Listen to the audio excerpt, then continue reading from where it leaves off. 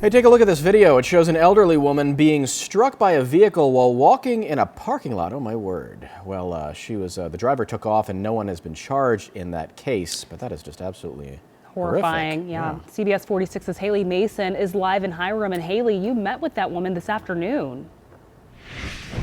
That's right, Ashley. I met with the woman and I also just met with police. That grandmother says that she wants justice. She says she's in terrible pain after being hit by a driver that she says saw her before he hit her and sped off. He was looking at me. He knew very well he hit me. Louise Dorsey says her entire holiday season has been ruined by a hit-and-run driver who left her wheelchair bound. I mean, I was scared to death and I was hurting so bad. And it's the worst pain I've ever had in my life. She says she was in the parking lot of this Hobby Lobby in Hiram on the day before Thanksgiving when another driver's dash cam video captured the accident. You can see Mrs. Dorsey walking to her car when this black SUV backs into her and knocks her down. It was a flat-out hit and run. He left me. He just left me on the ground.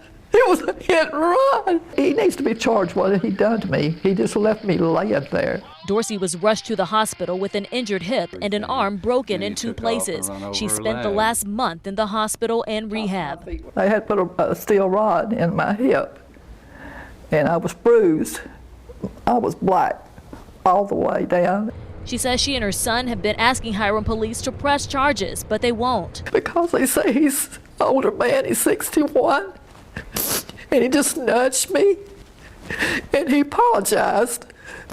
So they choose not to charge him. I caught up with Hiram police today. They tell me it all boils down to a lack of intent by the driver. At the time, he did not know that he had struck anyone.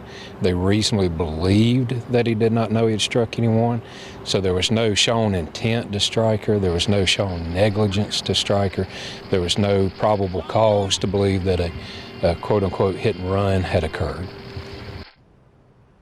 Now, I reached out to that driver. He did not answer the phone. We're not naming him because he has not been charged with the crime. Hiram police, though, say that driver told them he did not see Ms. Dorsey, didn't hear her, didn't hear any of the other cars honking either. Ms. Dorsey, meanwhile, has medical procedures in the next few weeks. Reporting live in Hiram, Haley Mason, CBS 46 News.